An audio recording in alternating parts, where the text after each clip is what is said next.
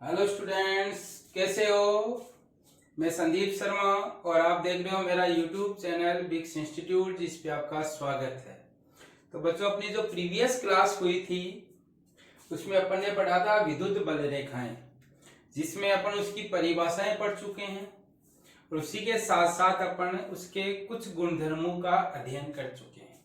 आज का जो अपना लेक्चर है वो विद्युत बल रेखाओं का पार्ट 2 है, जिसमें अपनी जो विद्युत बल रेखाओं की बची हुई जो विशेषताएं या गुणधर्म है उनका अध्ययन करेंगे।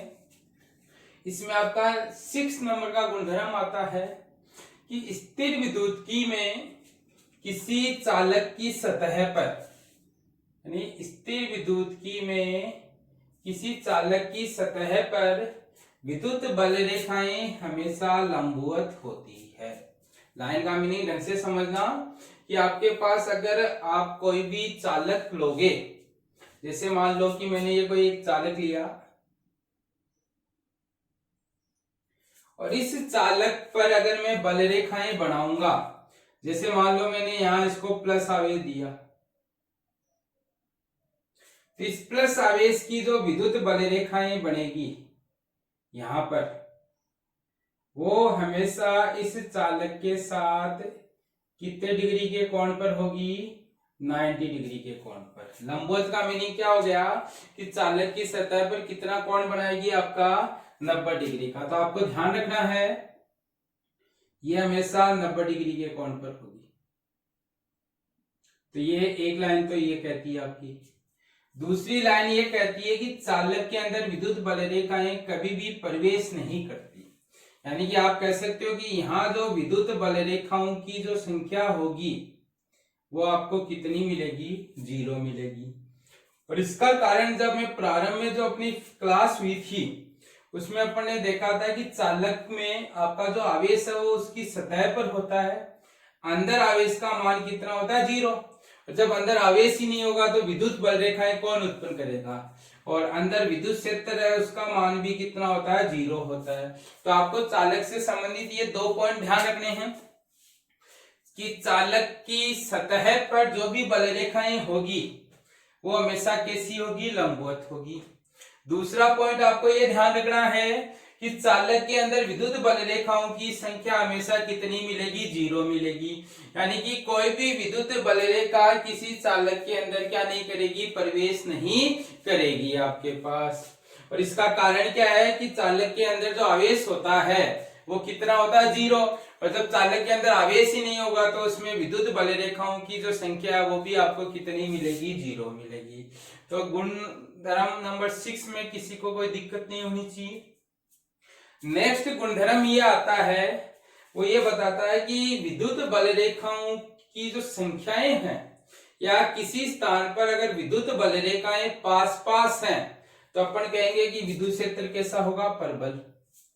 और अगर विद्युत बल रेखाएं दूर दूर हैं तो अपन कहेंगे विद्युत क्षेत्र के साथ दुर्बल। इसका कारण ये होता है कि ये जो विद्युत बल रेखाओं की संख्या होती है किसी एकांक क्षेत्रफल में से लंबवत गुजरने वाली, उन संख्या का जो मान है वो विद्युत क्षेत्र की तीव्रता के समानुपाती होता है।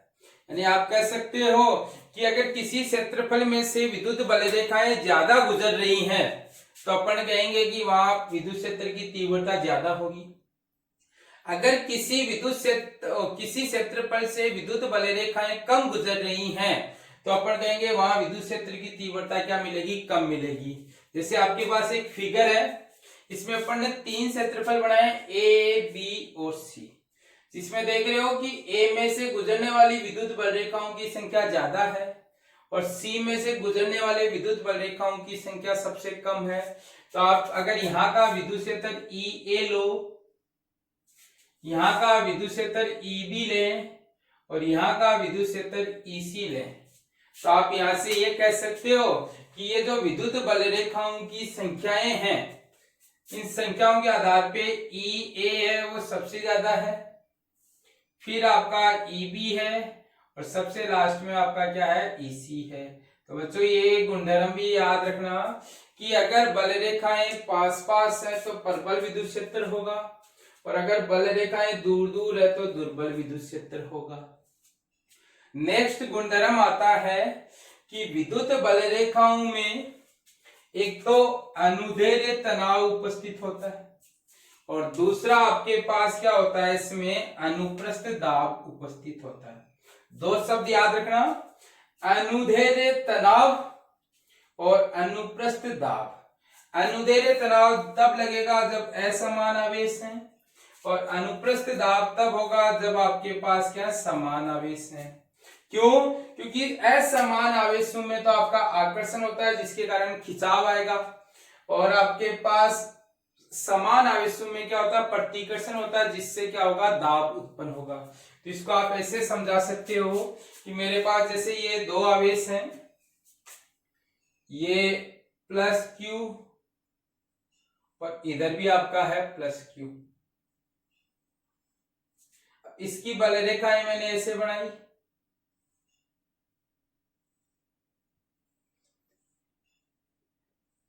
अब देखो इस साइड तो आपका कोई भी प्रतिकर्षण नहीं हो रहा, तो दोनों साइड कोई प्रतिकर्षण नहीं होने के कारण कोई आपके पास दाब उत्पन्न नहीं होगा। पर जो बीच का भाग है उसमें जैसे ये विद्युत बल रेखा बाहर आएगी तो इसको ये ऐसे प्रतिकर्षित करेगी, ऐसे ये वाली विद्युत बल रेखा भी प्रतिकर्षित होगी, इसकी बल रेखा को ये प्रतिकर्षित करेगा ऐसे।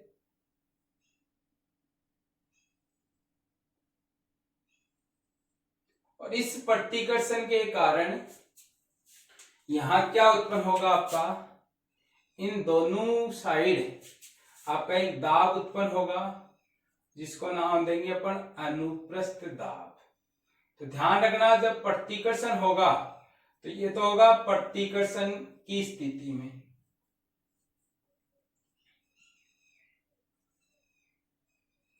और प्रतिकर्षण कब होता है, जब आपके पास एक समान आवेश होंगे।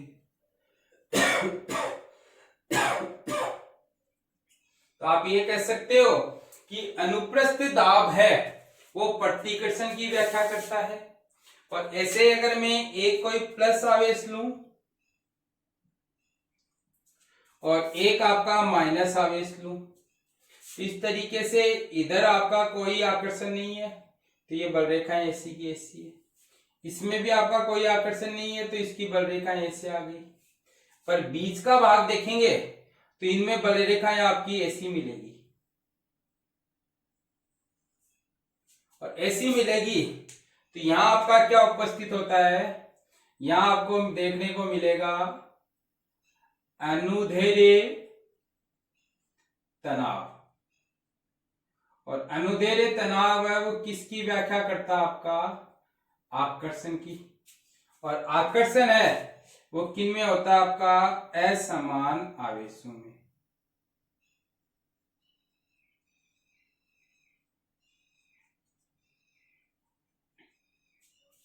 तो यहां से आप क्या बोल सकते हो, यहां से आप ये बोल सकते हो कि अगर आपके पास कहीं अनुदैर्ध्य तनाव है, अनुदैर्ध्य तनाव का मीनिंग हो गया रेखा के अनुदिश, और ये आपका रेखा के अनुदिश लग रहा है और ये आपका लंबवत लग रहा है, तो अनुप्रस्थ का मीनिंग होता है लंबवत और अनुदैर्ध्य का मीनिंग होता है आपके पास रेखा के अनुदिश।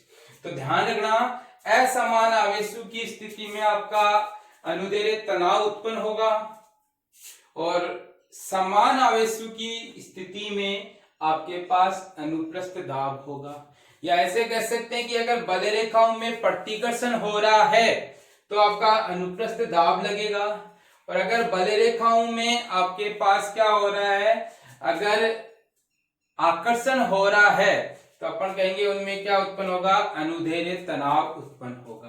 तो ये आपके पास कुछ गुणधर्म हैं जो अपन को विद्युत बल रेखाओं से संबंधित हैं, जिनको याद रखना है आपके पास। कोई दिक्कत नहीं है बच्चों, यहाँ तक तो क्लियर है। किसी बच्चे को अगर कोई प्रॉब्लम हो तो वो मेरे को कमेंट सेक्शन में पूछ लेना। एक बार आप इसका स्क्रीनशॉट ले लीजिए।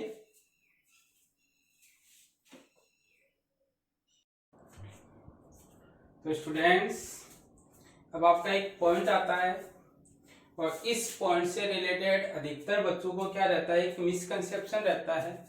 और वो मिसकंसेप्शन ये रहता है कि किसी आवेशित कण का पथ और विद्युत बल रेखाएं एक समान होती है, जबकि ये कंसेप्ट, ये आपकी गलत धारणा होती है।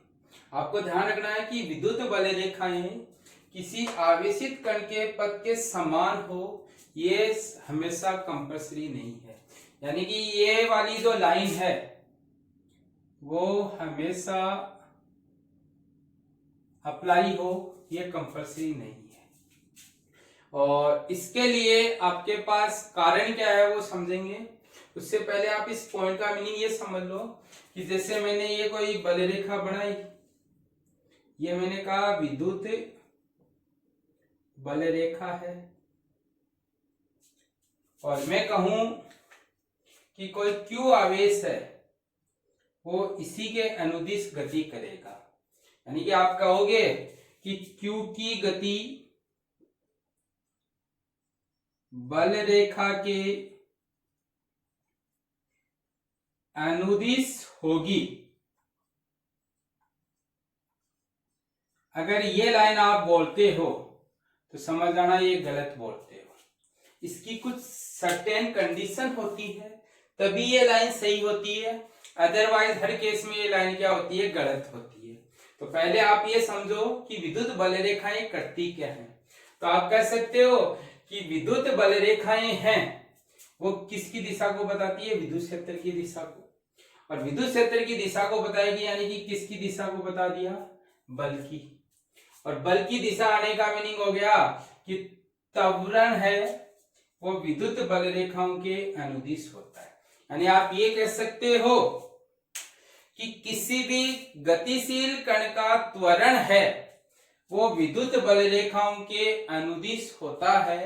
उसका कारण ये है कि विद्युत बल रेखाओं पर अगर कोई आवेश रखेंगे तो उस पर बल लगेगा, और वो बल किसके कारण लगता है, विद्युत क्षेत्र की दिशा के कारण लगता है आपके पास। तो आप ये कह सकते हो कि विद्युत बल रेखाओं के अनुदिश वस्तु का क्या होता है, त्वरण होता है।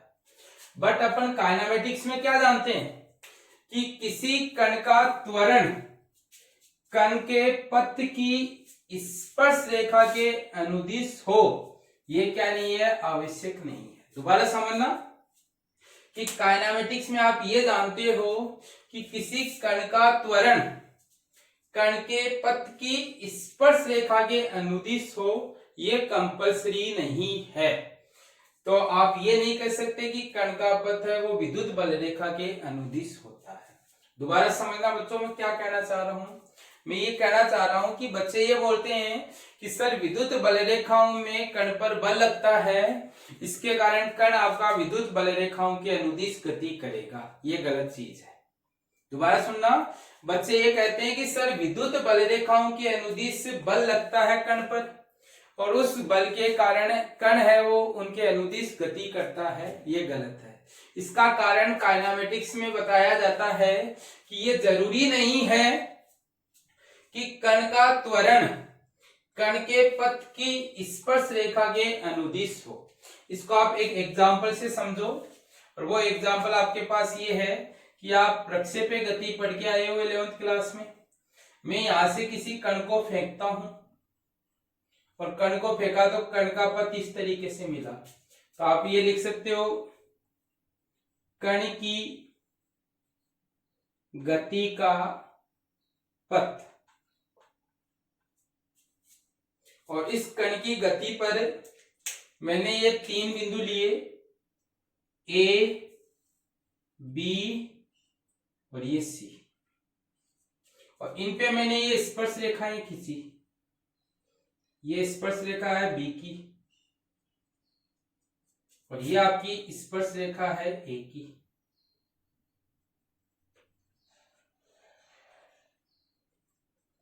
और ये आपकी स्पर्श रेखा है सी की।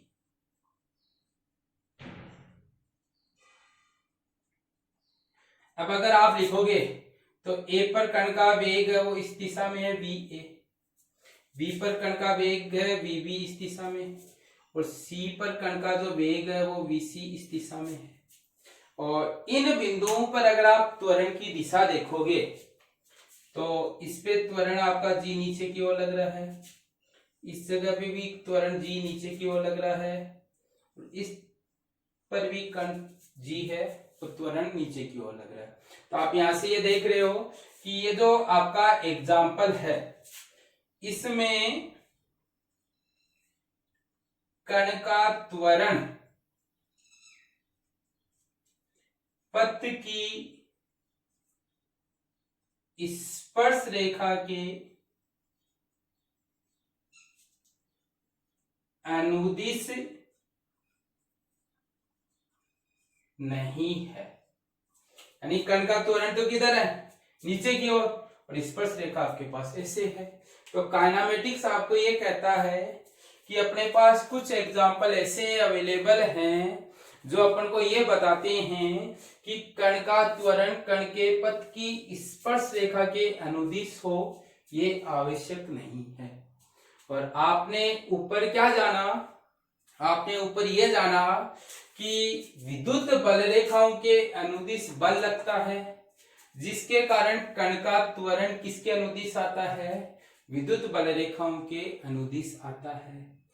तो इस तरीके से आप ये कह सकते हो कि किसी भी आवेशित कण का त्वरण बल रेखा के अनुदिश हो सकता है, पर कण का पथ है वो बल रेखा के अनुदिश हो, ये कंपल्सरी नहीं है। ऊपर लाइन लिखी है, विद्युत बल रेखाएं किसी आवेशित कण के पथ के समान नहीं होती हैं, यानी कि हमेशा आपके पास ये नहीं होता है। कुछ जगह समान हो सकती है, पर हमेशा ये नहीं है कि विद्युत बल रेखाएं आवेशित कण के पथ के एक समान होगी। उसका कारण मैंने ये समझा ही दिया आपको कि आपके पास ये काइनेमेटिक्स आपको ये कहती है कि कण का त्वरण कण के पथ की स्पर्श रेखा के अनुदिश हो, ये कंपल्सरी नहीं है। और जब त्वरण नहीं होगा तो बल नहीं होगा पथ के अनुदिश, और बल नहीं होगा तो आप कहोगे विद्युत क्षेत्र की दिशा नहीं होगी, और विद्युत क्षेत्र की दिशा नहीं होगी तो आप कहोगे कि विद्युत बल रेखाएं नहीं होगी। दोबारा समझना, अभी आपने इस एग्जाम्पल से यह समझा कि कण का त्वरण पथ के अनुदिश नहीं है, और कण का त्वरण पथ के अनुदिश नहीं है तो आप ये कहोगे कि बल है वो भी पथ के अनुदिश नहीं है, और बल पथ के अनुदिश नहीं है तो आप कहोगे दिशा है वो भी पथ के अनुदिश नहीं है, और दिशा नहीं है तो आप यहां से ये कह सकते हो कि जो विद्युत बल रेखा है वो भी पथ के अनुदिश नहीं होगी। तो आप ये कह सकते हो कि ऊपर वाली जो लाइन है वो आपके पास केवल कुछ कंडीशन में ही सही होगी, अदरवाइज सही नहीं होगी। यानी कि ये वाली लाइन सही है, आप ये कहोगे कि होती है, तो ये लाइन गलत है। अगर किसी बच्चे ने ये कहा कि विद्युत बल रेखाएं किसी आवेशित कण के समान होती है हमेशा, तो आप अगर ये कहोगे तो ये लाइन आपकी गलत होगी, और उसका एक्सप्लेनेशन ये हो गया। अब बच्चे कहेंगे सर कब एक समान होगी, तो आप कहोगे एक आवेशित कण केवल निम्न स्थितियों में विद्युत बल रेखाओं के अनुदिश गति करेगा, यदि विद्युत बल रेखाएं सरल रेखा के रूप में हो, या आवेश प्रारंभ में स्थिर हो, या आवेश का वेग विद्युत बल रेखाओं के समांतर या प्रति समांतर है, तब तो आवेश और विद्युत बल रेखाएं एक समान होगी। अदरवाइज आपकी विद्युत बल रेखा अलग दिशा में होगी और कण का पथ क्या होगा, अलग दिशा में होगा। तो बच्चों ये कंसेप्ट, ये जो मिसकंसेप्शन है वो आपको दिमाग में नहीं रखना है। मिसकंसेप्शन क्या कह रहा है कि ये तो मैंने क्या लिया, विद्युत बल रेखा, और ये मैंने लिया पथ, और कंसेप्शन ये कहता है कि ये हमेशा एक समान होते हैं। ये गलत चीज है। ये एक समान केवल इन स्थितियों में होंगे, अदरवाइज इन दोनों की दिशा वो अलग अलग होगी आपके पास। और इसका कारण मैंने यहाँ एक्सप्लेन किया है कि अपन ने यहाँ देखा कि कण का त्वरण पथ के अनुदिश नहीं होता, और त्वरण नहीं होगा तो बल भी नहीं होगा, बल नहीं होगा तो विद्युत क्षेत्र की दिशा नहीं होगी, दिशा नहीं होगी तो आप कहोगे कि विद्युत बल रेखा भी नहीं होगी। तो इस तरीके से आपके पास एक मिसकंसेप्शन है जो बच्चों को रहता है, ये मिसकंसेप्शन नहीं रखना है। तो बच्चों ये आपका विद्युत बल रेखाओं से संबंधित जो पॉइंट था वो क्लियर हो गया है। किसी बच्चे को अगर इस पॉइंट में दिक्कत हो तो वो जरूर पूछे, पर इस कंसेप्ट को क्या करना है, क्लियर करना है बच्चे को कि ये कंसेप्ट कहना क्या चाह रहा है आपके पास। क्लियर है, कोई दिक्कत नहीं है, स्क्रीनशॉट ले लीजिए। Thank you.